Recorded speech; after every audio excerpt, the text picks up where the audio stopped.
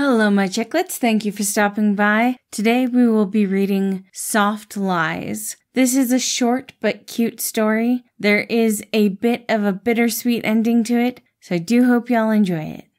Virgil slowly closed the bedroom door, leaning against it after it was latched. He didn't like lying, but telling stories wasn't a lie, right?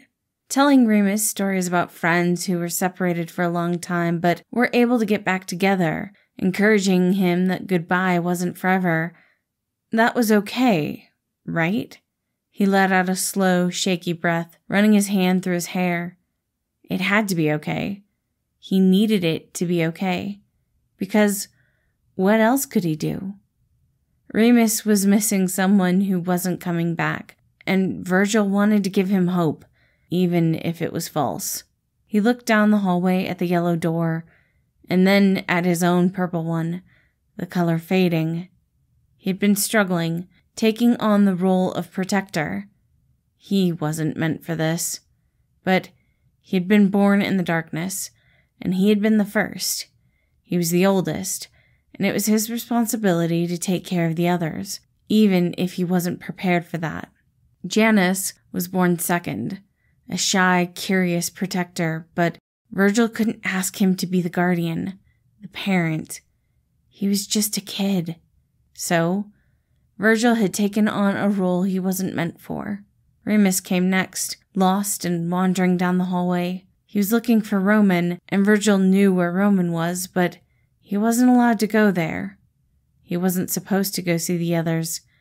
It made him so angry that the others would just abandon a new side, and Virgil vowed to protect Remus. However, it also made him tired. He wasn't sure he could handle it all.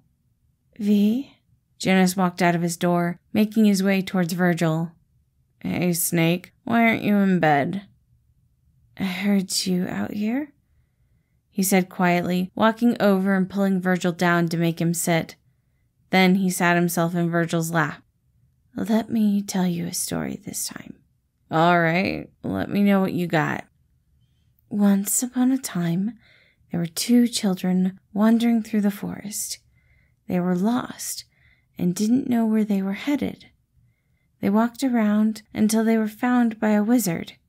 He was rude and grumpy, but he always took care of the children, and though the children grew up in the forest, they were happy, and they hoped to bring the wizard a bit of happiness too. Virgil pulled Janice in tighter, resting his head on top of Janice's. Yeah, I think the wizard is happy too. I'm sure if the kids treated him well, he is very happy. It doesn't matter, it's just a story. Virgil smiled. Well, you are very good at telling stories, he responded, doing his best to stand up while still holding Janice. But I think it's time for you to go to bed. Rude, Janice said softly, wrapping his little arms around Virgil's neck.